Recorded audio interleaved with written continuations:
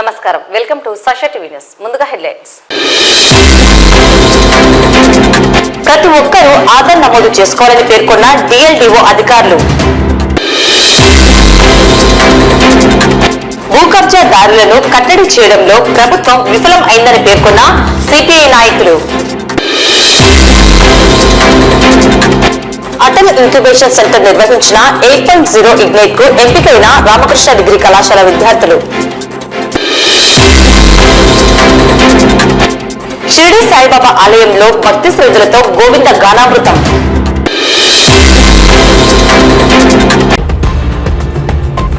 నంద్యాల జిల్లా పరిధిలో ఆధార్ నమోదు చేసుకుని ప్రతి ఒక్కరూ ఆధార్ నమోదు చేసుకోవాలని డిఎల్డిఓలు పేర్కొన్నారు.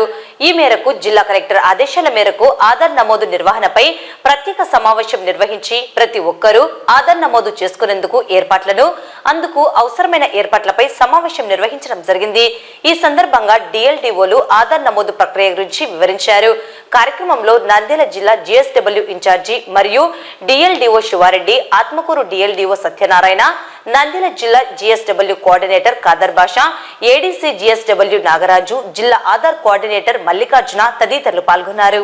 ఈరోజు పోస్టల్ డిపార్ట్మెంట్ అట్లాగే సిఎస్సి సెంటర్స్, మీసేవా సెంటర్స్ కి సంబంధించి మనకు ఆధార్ అప్డేషన్ ఈ జిల్లాలో, నంద్యాల జిల్లాలో చాలా దాదాపు 1,900,000 దాకా ఇంకా ఆధార్ అప్డేషన్ చేయాల్సి ఉంది. అంటే ఆధార్ అప్డేషన్ అయినప్పుడు అసలు ఆధార్ కార్డు తీసుకున్నప్పటి నుంచి దాన్ని ఏమాత్రము మనం చేయకపోవడము, అప్డేట్ చేయకోకుండా ఉంచడము, ఇట్లాంటివన్నీ ఉండడం వల్ల ఆధార్ ఒకటి దాన్ని సక్రమమైన మార్గంలో తీసుకురావడం, అన్నిటికీ ఆధారం ఆధారే కాబట్టి దాన్ని తీసుకురావాలనే ఉద్దేశంతో ఈరోజు ఈ సిఎస్సి కేంద్రాల వాళ్ళని, పోస్టల్ డిపార్ట్మెంట్ వాళ్ళని కూడా మనం కోఆర్డినేషన్ మీటింగ్ మాదిరి పెట్టుకొని how best we can do అనే దానికి తీసుకురావడం జరిగింది. అట్లాగే పోస్టల్ డిపార్ట్మెంట్ సంబంధించి ఇప్పుడే పోస్టల్ డిపార్ట్మెంట్ వారు చెప్తున్నారు 284 వాళ్ళ దగ్గర kits, Aadhaar kits postal bag payments తో పాటు చేయడానికి అవకాశం ఉంది. అవి కూడా మనకు పెద్ద ఎత్తున ఉపయోగపడతాయి.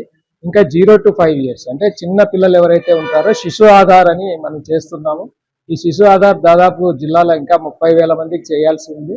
ఈ 30,000 మందిని చేయాలి అంటే శిశు ఆధార్ అంటే ఫోటో మాత్రమే పిల్లవాడిని తీస్తారు. ఎందుకంటే ఐరిష్ కానీ బయోమెట్రిక్ కానీ పిల్లవాడిని తీసుకోరు కాబట్టి కేవలం ఫోటో తీసి అప్డేట్ చేయడానికి అవకాశం ఉంటుంది. అవన్నీ కూడా ఇప్పుడు మనం సింక్రనైజ్ చేసి అన్ని డిపార్ట్మెంట్లో ఎక్కడన్నా మిస్సింగ్ సిటిజన్స్ ఉన్నా వాళ్ళకు కూడా ఆధార్ లేకపోతే ఆ ఆధార్ కూడా తీసుకొచ్చి అన్ని కూడా జిఎస్డబ్ల్యూఎస్ సర్వర్లో మనం ఇంక్లూడ్ చేసి పెద్ద ఎత్తున ప్రతి ఒక్కరికి కూడా ఈ జిల్లాలో ఆధార్ అనేది ఉండాలి అనే ఉద్దేశంతోనే జిల్లా కలెక్టర్ గారి ఆదేశాల మేరకు, రాష్ట్ర ప్రభుత్వ నిబంధనల మేరకు చేయడం జరుగుతూ ఉంది. అందులో భాగంగా ఇప్పుడు సిఎస్సి కేంద్రాల నిర్వాహకులు కూడా ఇక్కడ పిలిచడం జరిగింది. అంటే వాళ్ళకు ఉండే ఇబ్బందులు ఏంటివి, ఎందుకు చేయలేకపోతున్నాము, కేవలం మన గ్రామ వార్డు సెక్రటేరియట్ ద్వారా ఉండే ఇన్స్ట్రుమెంట్సే కాకుండా ఇతర సమాజంలోని ఇతర వర్గాల ద్వారా ఉన్నటువంటి వాళ్ళందరినీ కూడా క్రోడీకరించి ఈ కేంద్రాల ద్వారా పెద్ద ఎత్తున ఆధార్ అప్డేషన్, ఆధార్ లేని వారికి ఆధార్ ఇవ్వడం, అంతేకాకుండా మనకు దాదాపు ఈ చెంచు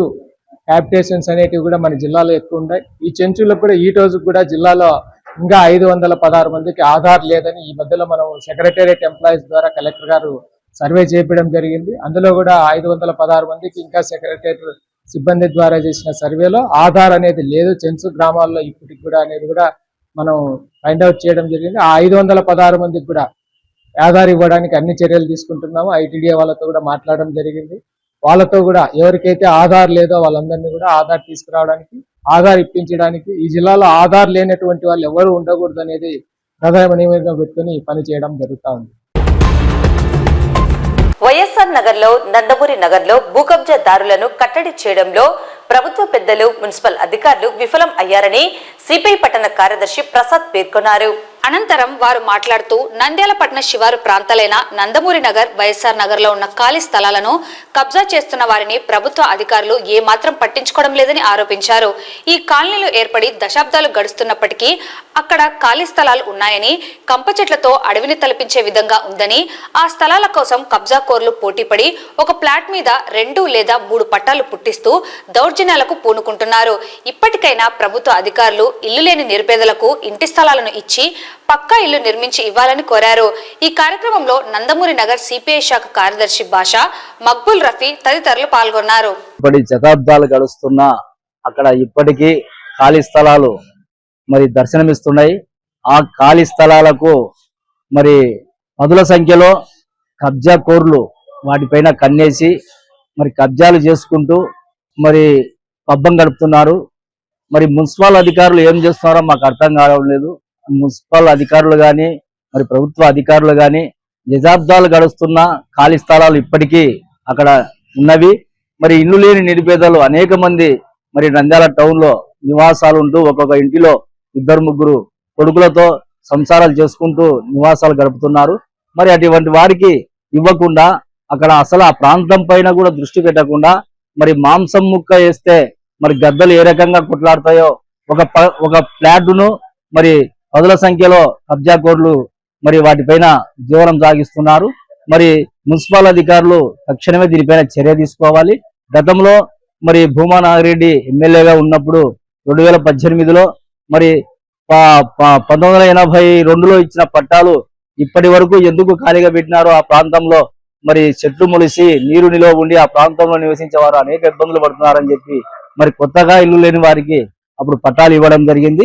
మరి అదే విధంగా ఇప్పుడు కూడా ఎమ్మెల్యే గారు కావచ్చు, మున్సిపల్ అధికారులు కావచ్చు, మరి ఏళ్ల తరబడి ఆ ఖాళీ ప్లాట్లు ఇంకా అట్లే ఉన్నాయి.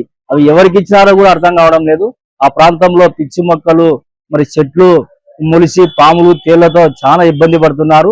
మరి అదే కాకుండా కబ్జా కోర్లు ఎక్కడ స్థలం కనపడితే వైఎస్ నగర్ కానీ నందమూరి నగర్ కానీ ఆ ప్రాంతంలో ఒక్కొక్క ఫ్లాట్ మీద 3-4 పట్టాలు పుట్టించుకొని మరి దౌర్జన్యంగా ఫ్లాట్లను ఆక్రమించుకోవడం జరుగుతుంది. మరి మున్సిపల్ అధికారులు ముఖ్యంగా మున్సిపల్ కమిషనర్ గారు మరి ఆ ప్రాంతం మీద ఎందుకు దృష్టి పెట్టడం లేదో అర్థం కావడం లేదు. ఆ ప్రాంతంలో మరి ఎక్కడైతే ఖాళీ ఫ్లాట్లు ఉన్నాయో అక్కడ బిల్డింగులు కట్టించుకోలేదో వాళ్లకు ఆ స్థలాన్ని ఒక నెల టైం వారికి కేటాయించి ఆ నెలకు కూడా వాళ్ళు ఇల్లు వేసుకోకపోతే అది ఇక బీదవారు మీకు ఎవరైతే అర్జీలు ఇచ్చినారో వాళ్ళకు ఆ స్థలాన్ని కేటాయిస్తే ఆ ప్రాంతం కూడా అభివృద్ధి అవుతుంది. మరి నంద్యాల పట్టణ శివారు ప్రాంతమైన ఆ ప్రాంతాలు ఇప్పటికీ కూడా ఒక మారుమూల ప్రాంతంలో అడవిలో నివసించే విధంగా ఆ ప్రాంతంలో తేళ్లు పాములు విషపురుగులతో చాలా ఘోరంగా ఇబ్బంది పడుతున్నారు. మరి మున్సిపల్ అధికారులు కావచ్చు, ఎమ్మెల్యే గారు కావచ్చు, మరి దీనిపైన దృష్టి పెట్టి ఆ ప్రాంతాన్ని కూడా అభివృద్ధి చేయాలి. లేకపోతే భారత కమ్యూనిస్టు పార్టీ సిపిఐ పట్టణ సమితి ఆధ్వర్యంలో మరి ఆ ప్రాంతంలో ఉండే ఆ ఫ్లాట్లను ఆక్యుపై చేసి పేద ప్రజలకు మేమే పంచుతామని ఈ సందర్భంగా హెచ్చరిస్తున్నాం. ఇటీవల ఎస్ఆర్కేడిసి ఇన్నోవేషన్ అండ్ ఇంక్యుబేషన్ సెంటర్ సహకారంతో అటల్ ఇంక్యుబేషన్ సెంటర్ వారు నిర్వహించిన 8.0 ఇగ్నైట్ లో రామకృష్ణ డిగ్రీ కళాశాల విద్యార్థులు ఎంపిక కావడం జరిగింది. ఈ మేరకు గురువారం కళాశాలలో chairman doctor Ramakrishna Reddy, director Hemanth Reddy ఆధ్వర్యంలో అభినందన కార్యక్రమం నిర్వహించడం జరిగింది.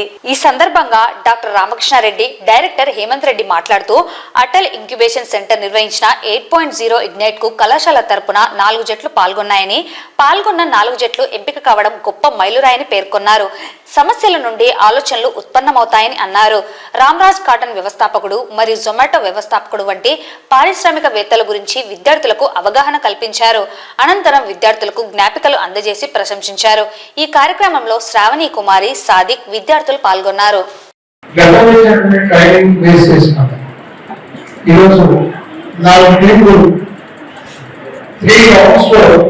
ఫస్ట్ సెకండ్ థర్డ్ 3 రౌండ్స్ జరుపుకొని ముందుకు వచ్చినటువంటి టీం నాలుగు టీం ప్రజెంట్ చేయడం జరిగింది. ఇక్కడ అప్రిషియేట్ చేయడం జరిగింది వాళ్ళని.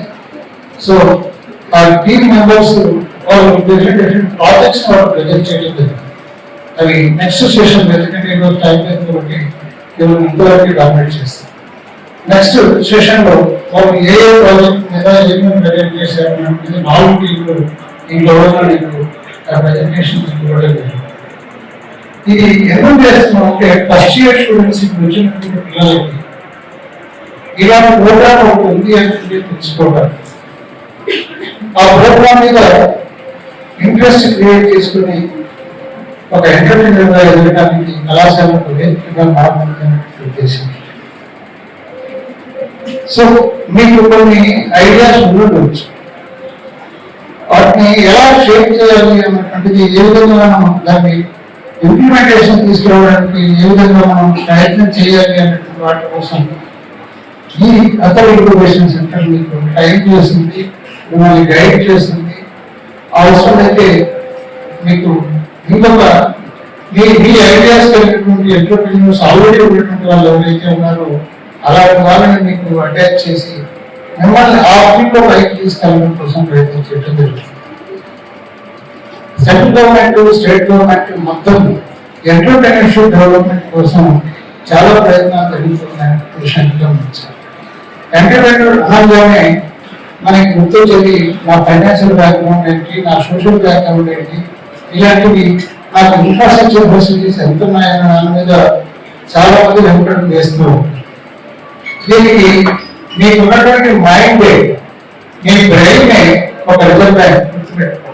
It's always important. ఇప్పుడు మీ దగ్గర యువర్ సేయింగ్ లైక్ నేను ఇందాక చెప్పాను కదా, మీరు ఏదైనా కంపెనీ ఫ్లోట్ చేయాలంటే మీకు ₹1 కూడా మీరు పెట్టనవసరం లేదు.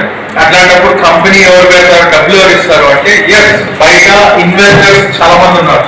అంటే మీకు డబ్బులు ఇచ్చి మీ ఐడియాని ఫ్లోట్ చేసి తర్వాత మీరు ప్రాఫిట్స్ వచ్చిన దాంట్లో నాకు ఇంత పర్సెంటేజ్ ఇవ్వండి అని చెప్పి అది మాట్లాడుకునే డీల్స్ బట్టి ఉంటుంది. So this is happening currently in the world already. So మిమ్మల్ని నమ్మి ఎవరైనా ఒక ఇన్వెస్టర్ మీ పైన ఇన్వెస్ట్ చేయాలి అంటే డెఫినెట్ గా ఆ ఇన్వెస్టర్ ఇంప్రెస్ అయ్యే విధంగా మీ ఐడియాని ప్రొజెక్ట్ చేయాలి. Is it true or not? Nandyal పట్టణం శ్రీ జంబుల పరమేశ్వరి దేవి ఆలయం ఎదురుగా వెలిసిన శ్రీ షిరిడి సాయిబాబా ఆలయంలో గురువారం ఆలయ నిర్వాహకులు ఎల్లాస్వామి దంపతుల ఆధ్వర్యంలో పాలూరి ఈశ్వర్ దంపతుల సహకారంతో గుడివాడకు చెందిన గోవింద గానామృత భజన మండలి వారిచే అత్యంత భక్తి శ్రద్ధలతో గోవింద గానామృతం నిర్వహించడం జరిగింది. ఈ కార్యక్రమంలో భక్తులు పెద్ద సంఖ్యలో పాల్గొన్నారు. మేము కృష్ణా జిల్లా గుడివాడ వాస్తవ్యులం శ్రీ గోవింద గానామృత భజన మండలి వారము. ఈ రోజున శ్రీమాన్ పాలూరి ఈశ్వర్ గారి దంపతుల కోరిక మేర ఈ నంద్యాల పట్టణంలో శ్రీ వెంకటేశ్వర గానామృత కళ్యాణం జరిపించడానికి గుడివాడ నుంచి ఒక 15 మందిగా వచ్చామండి. స్వామి అనుగ్రహం వల్ల 2018లో ఇలా చేయటం మొదలుపెట్టి ఈ రోజుకి దాదాపు 300 కళ్యాణాలకు పైగా మాతో చేయించుకున్నాడు స్వామి. అందరికీ కూడా 108 అంటే చాలా విశేషం కదా సంఖ్య. ఆ అంకె అవుతుందా మాతో స్వామి చేయించుకుంటాడా లేదా అని 108 కళ్యాణాల వరకు మేము లెక్క పెట్టాము. ఎక్కడెక్కడ చేసాము, ఎవరెవరు చేసాము, ఏ ఊళ్ళు వెళ్ళాము, ఏ రాష్ట్రాలు వెళ్ళాము అనేది రాసాము. తర్వాత స్వామి అనుగ్రహం వల్ల మనం లెక్క పెట్టకూడదు కాబట్టి మేము లెక్క పెట్టలేదండి. తర్వాత నుంచి కూడా స్వామి అనుగ్రహం వల్ల 300 కళ్యాణాలకు పైగా చేయించుకున్నాడు ఆయన. అచ్చ తెలుగులో శ్రీమతి అప్పల బాలరత్నం గారు ఏలూరు వాస్తవ్యురాలు. స్వామి ఆవిడకి కలలో కనిపించి 335 పద్యాలుగా శ్రీ వెంకటేశ్వర గానామృత కళ్యాణం ఇలా జరగాలి అని చెప్పి ఆవిడ రచించారు. దాన్ని మేమందరం కూడా ఇలా చాలా గోష్ఠులుగా ఏర్పడి స్వామి యొక్క ఉత్సవాలలో సంవత్సరానికి 365 రోజులు ఉన్నట్లయితే 450కి పైగా తిరుమల స్వామికి ఉత్సవాలు జరుగుతూ ఉంటాయి. వాటిలో కొన్నైనా మన చేతితో చేసుకునేట్లుగా ఆవిడ అనుగ్రహించారు. చక్కగా సమయాన్ని బట్టి వాళ్ళ యొక్క ఇంట్రెస్ట్ ని బట్టి కొన్ని సేవలుగా జరిపించడం జరుగుతోంది. ఈ రోజున ఇక్కడ జరిగే ఈ సాయిబాబా వారి మందిరంలో జరిగే కార్యక్రమంలో ఒక 20 సేవలుగా చేయాలని చెప్పి నిర్ణయించుకున్నాము. వాటికి చక్కగా కార్యకర్తలు శ్రీమాన్ పాలూరు ఈశ్వర్ గారి దంపతులు చక్కగా ఏర్పాటు చేయించడం జరిగింది.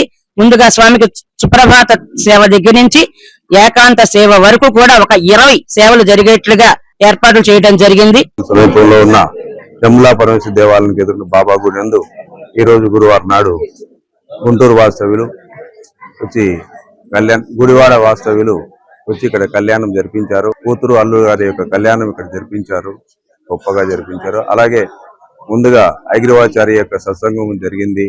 ఇలాంటివన్నీ ముందుగా అందరూ జరిపిస్తారని, ఇక్కడ ఇంకా లేకపోయినా మీ ఇండ్ల వద్ద వీరిని పిలిపించుకొని చేయించుకుంటారని ఆశిస్తూ ఈ ఆలయ అభివృద్ధికి తోడ్పడాలని, ఈ ఆలయానికి రావాలని కోరుకుంటున్నాను. జై సాయి.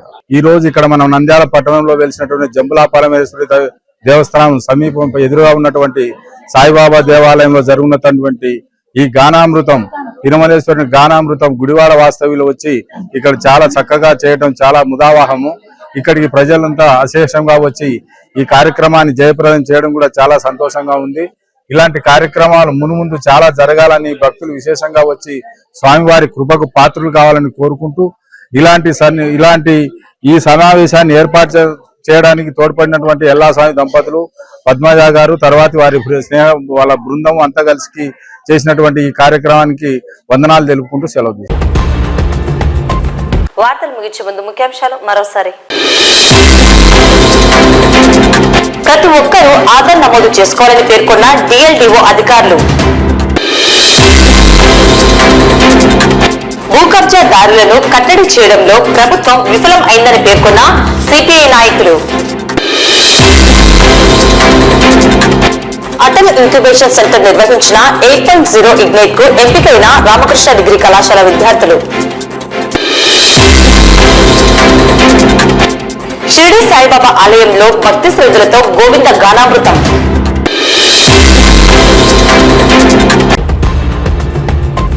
ఈ వార్తలు ఇంతటితో సమాప్తం. నమస్కారం.